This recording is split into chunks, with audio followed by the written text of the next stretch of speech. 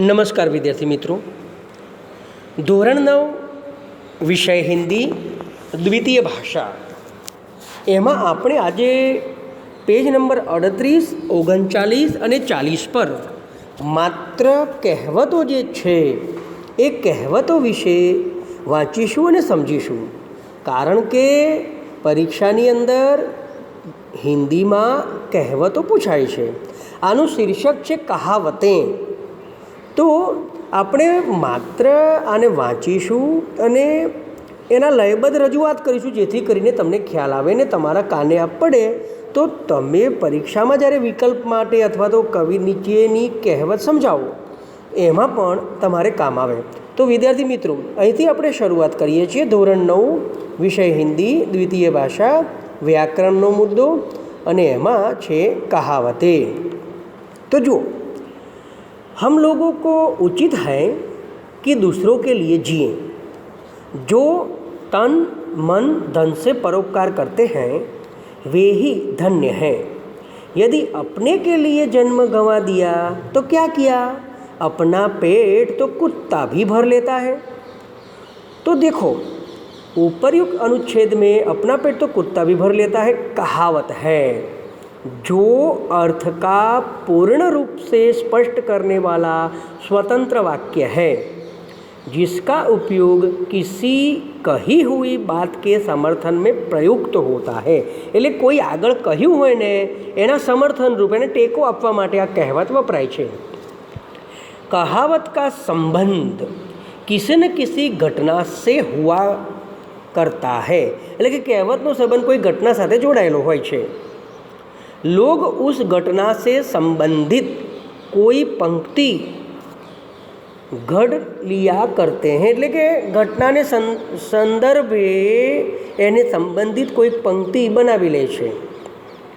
और जब कभी वैसा प्रसंग आता है तब वे उस पंक्ति को दोहराकर એટલે કે એને ફેરવીને मतलब કે એનો ઉપયોગ કરીને घटना जनित बातों की पुष्टि करते हैं. એટલે કે એ ઘટનાને એની સાથે अनुबंध साधे છે.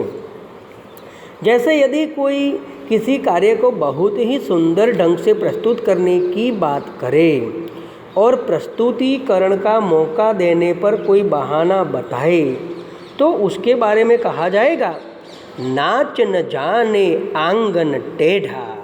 એટલે કે કોઈને કામ કરવું છે, બરાબર, મનમાં કામ કરવાની વાત હોય પણ ધારો કે કામ કરવાનો ઈરાદો જ ના હોય તો શું કહેતે કે ભાઈ મારે નાચવું તો છે પણ આંગણું વાંકું છે, હું કેવી રીતે નાચું, એટલે ઈચ્છા જ ના હોય કામ કરવાની.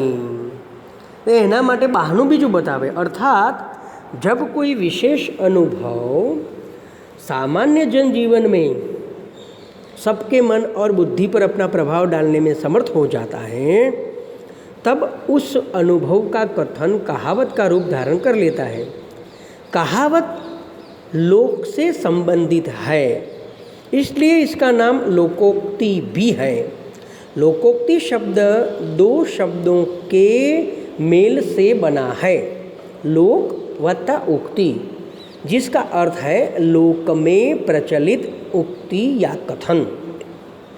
ऐसा कथन जो व्यापक लोक अनुभव पर आधारित हो लोकोक्ति या कहावत कहला जाता है. लोकोक्ति या कहावत मानव के अनुभवों की सुंदर अभिव्यक्ति है, यानी अनुभवों की अभिव्यक्ति. यह वर्तमान पीढ़ी को पूर्वजों से उत्तराधिकार के रूप में प्राप्त होती है. એટલે पारंपरिक रीते वडीलों पासेथी आपने मळती होय छे, जिस उसमें गागर में सागर अथवा बिंदु में सिंधु भरने का अद्भुत गुण होता है. इनके प्रयोग से भाषा का सौंदर्य पूर्ण, स्पष्ट तथा प्रभावशाली हो जाता है. प्रमुख कहावतें लोकोक्तियाँ, उनके अर्थ एवं वाक्य प्रयोग देखिए. पहली जो कहावत है क्या कहते हैं, अंत भले का भला, अच्छे काम का परिणाम अच्छा होता है. अंधेरी नगरी चौपट राजा, टकेसेर भाजी टकेसेर खाजा. अयोग्य शासक के कारण कुप्रशासन, अंधी पीसे कुत्ता खाए, काम करे कोई फल कोई खाए। अब पछताए होत क्या जब चिड़िया चुग गई खेत, हानि हो जाने पर पछताने से क्या लाभ। मार के पीछे भूत भागे, किसी की तरह से समस्या को हल करना।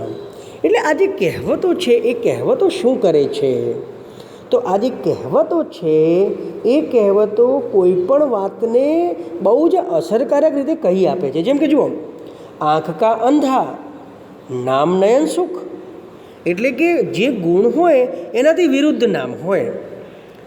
આએ થે હરિભજન કો, ઓટન લગે કપાસ, એટલે કે આવ્યા હતા હરિભજન માટે અને કપાસ જે છે એ વીણવા લાગ્યા, એટલે કે જે મહત્ત્વપૂર્ણ કામ કરવા માટે આવ્યા હતા એને છોડીને નકામું કામ કરવા માટે લાગી ગયા। પછી જુઓ, એક પંથ દો કાજ, એટલે કે એક જ સાધન વડે બે પ્રકારના કામ થઈ જાય એના માટે છે શબ્દ એક પંથ દો કાજ। કંગાલી મેં આટા ગીલા, એટલે કે મુસીબતમાં વધારે મુસીબત આવે, એટલે કે ગુજરાતીમાં કહેવત છે કે દુકાળમાં અધીમાસ, અથવા તો દુબળી ગાયને બગૈયો ગણી એમ। કहाँ રાજા ભોજ કहाँ ગંગુ તેલી, એટલે કે બે વ્યક્તિની પરિસ્થિતિ જે છે એમાં એટલું બધું અંતર હોય કે ક્યાં આ ને ક્યાં આ એમ। ઈશ્વર કી માયા કહી ધૂપ કહી છાયા, એટલે આ જે છે ને માનવ જીવનની નિયતિની વાત કરી છે। એટલે કે ભાઈ ભગવાન જે છે ને એની અને એની જોડાયેલા માણસના ભાગ્યની વિચિત્રતા તો જુઓ, ક્યારેક આ તો ક્યારેક આ। એટલે તો બહુ સરસ એક ફિલ્મનું ગીત પણ છે કે ભાઈ ऊपर वाला पासा फेंके नीचे पड़ते दांव, कभी धूप तो कभी छाँव, कभी धूप तो कभी छाँव। तो एक तो करेला ઉપર સે નીમ ચઢા, એટલે એક તો કારેલું હતું, હવે કારેલું તો કડવું જ હોય પણ એના ઉપર પાછું લીમડાનો ઢોળ ચડાવવામાં આવે, એટલે કે એક दोष के साथ साथ दूसरा दोष भी लग गया। काठ की हांडी बार बार नहीं चढ़ती, એટલે શું, છળ કપટ અને ચાલાકીથી એક જ વાર કામ નીકળે છે। કોઈ વ્યક્તિને તમે એકવાર મૂર્ખ બનાવી શકો, બે વાર મૂર્ખ બનાવી શકો, પણ વારંવાર તમે એને છેતરી શકો નહીં। ખિસિયાની બિલ્લી ખંભા નોચે, એટલે કે ભાઈ લજ્જિત કે અપમાનિત થઈને વ્યક્તિ આ અહીં તહીં રોષ પ્રગટ કરે, એટલે કે આમ ગુસ્સે ભરાયેલી બિલાડી હોય એવું, લજ્જિત થયેલી બિલાડી હોય એવું। ઘર કી મુર્ગી દાલ બરાબર, એટલે કે જે વસ્તુ બહુ જ સહેલાઈથી પ્રાપ્ત થાય છે એનું કંઈ બહુ મહત્ત્વ હોતું નથી। એટલે આપણે ઘણી વખત નહીં કે ભાઈ ઘરનો જોગી જોગતો, એના જેવું ઘર કી મુર્ગી દાલ બરાબર। 4 દિનો કી ચાંદની ફિર અંધેરી રાત, એટલે કે આ બધું છે ને થોડા સમય માટે જ સુખ હોય છે, પછી તો જેવું છે ને તેવું જ હોય છે। એટલે આ જે કહેવતો છે એ કહેવતોનો અર્થ સમજાવવાનો હોય છે અને એની સાથે એને લગતું વાક્ય પણ લખવાનું હોય છે। જેમ કે જો ફરીથી કહું કે 4 દિનો કી ચાંદની ફિર અંધેરી રાત, એટલે થોડે समय का सुख। तो जो धन दौलत ऐश्वर्य तथा जवानी पर गर्व नहीं करना चाहिए। जानते नहीं संसार की रीति 4 दिनों की चांदनी फिर अंधेरी रात। પછી શું કહે છે જો કે छछूंदर के सिर में चमेली का तेल, એટલે અયોગ્ય વ્યક્તિ કો અચ્છી ચીજ મિલ જાના, એટલે આપણે ત્યાં ગુજરાતીમાં કહેવત છે ને કે કાગડો દહીથરું લઈ ગયો, કાગડો દહીથરું લઈ ગયો, એટલે કાગડો જે દહીંથી બનાવેલું સરસ એવું મોટું પકોડા જેવું વસ્તુ લઈ ગયો, એટલે અયોગ્ય વ્યક્તિના હાથમાં યોગ્ય ચીજ મિલ જાય એટલે કાગડો દહીથરું લઈ ગયો। છછુંદર કે સિર મેં ચમેલી કા તેલ, કોઈ મતલબ નહીં એનો એમ। અને એવું ગુજરાતીમાં પણ છે કે ભાઈ મરકટ કોટે હાર, ગેલી માથે બેલડું, જુગારી ગાંઠે ગરઠડી, ટકે કેટલી વાર, એના જેવી વાત। પછી જુઓ, ઝાકો રાખે સાઈયા માર શકે ના કોઈ, એટલે કે જેનો રક્ષક ભગવાન છે એને કોઈ કશું જ બગાડી શકતું નથી. તો ગુજરાતીમાં શું છે? જેને રામ રાખે એને કોણ ચાખે? એટલે આવી કહેવત ગુજરાતીમાં પણ છે. ડૂબતે કો તિનકે કા સહારા, એટલે કે મુશ્કેલીમાં થોડીક પણ મદદ બને ને તો વ્યક્તિ ઉભરી જાય છે. એટલે ગુજરાતીમાં શું છે કે ડૂબતાને તૈણું ભલું, બોલચાલનો શબ્દ છે પણ સિદ્ધ ભાષામાં શું થાય? ડૂબતાને તરણું ભલું.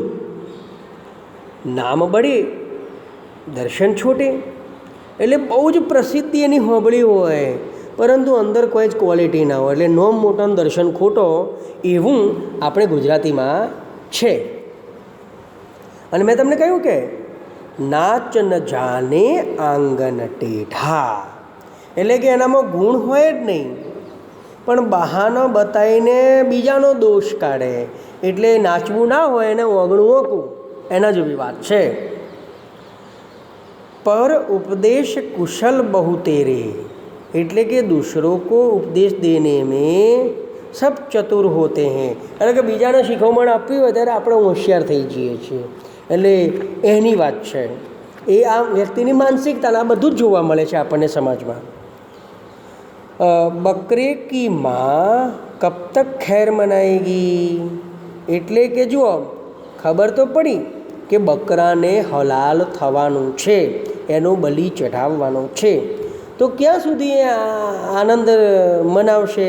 કારણ કે ગમે ત્યારે તો એને હલાલ થવાનું જ છે, એટલે દુઃખ તો આવવાનું જ છે. તો કહે છે કે આને વાલા દુઃખ આકર હી રહેતા હે, એટલે કે બકરે કી માં કબ તક ખેર મનાએગી. અને જુઓ એ જ રીતે શું કહે છે કે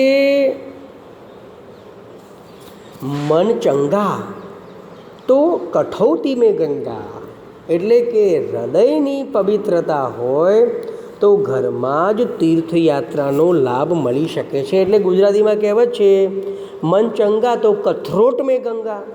હવે કથરોટ એટલે શું? મોટું લાકડાનું લોટ પલાળવા માટેનું, કણક બાંધવા માટેનું, જેમાં આપણે રોટલી બનાવીએ ને એવું લાકડાનું મોટું સાધન હોય એને કથરોટ કહેવાય. એટલે કે ભાઈ મન હૃદય પવિત્ર હોય તો કથરોટ, નાનકડા ઘરના કથરોટમાં પણ ગંગા જ વસેલી છે. એટલે હૃદયની પવિત્રતા હોય તો ઘરમાં જ તીર્થયાત્રાનો લાભ મળી શકે છે. હોનહાર બિરવાન કે હોત ચિકને પાત, એટલે કે યોગ્ય વ્યક્તિ કે લક્ષણ બચપન से ही प्रगट होने लगते हैं. એટલે ગુજરાતીમાં શું કહે છે કે પુત્રનો લક્ષણ પારણામાં અને વહુનો લક્ષણ બારણામાં, એવું અહીં આ કહેવત એને બિલકુલ મળતી આવે છે.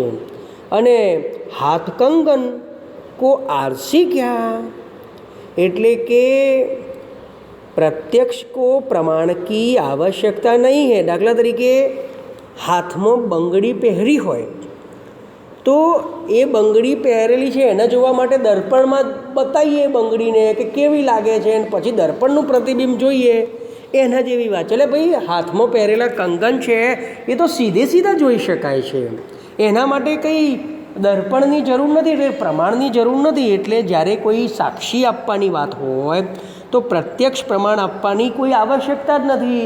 આ સૂર્યને કંઈ પ્રમાણ આપવાની જરૂર નથી કે તેજસ્વી છે, એટલે એના માટે હાથ કંગન કો આરસી ક્યાં, એટલે કે तुम कहते हो कक्षा में 25 छात्र है, मैं कहता हूँ 30 छात्र हैं, चलकर कक्षा में गिन लेते हैं, हाथ कंगन को आरसी क्या, એટલે કે પ્રમાણની કોઈ જરૂર નથી. એટલે આમ આ કહેવતનો મુદ્દો તમારી સાથે શેર કર્યો. તમે આને વાંચજો અને વાંચ્યા પછી આમાંથી તમને એમ લાગે કે 4-5 બહુ મહત્ત્વની લાગે છે, એ તમે તમારા સ્વાધ્યાયના ચોપડાની અંદર લખજો સીધે સીધી. તમને જે અગત્ય તમારું હૃદય કહેતે, એટલે કોઈ પણ 5 લખજો, બાકી તો આપણે એને આગળ ઉપર સમજાવતા રહીશું. તો અહીં વિદ્યાર્થી મિત્રો કહાવતે વ્યાકરણનો જે મુદ્દો છે એ મુદ્દો અહીં પૂરો કરીએ છીએ, અને તમે બધા પણ આ કૃતિ વાંચતા રહેજો. નમસ્કાર.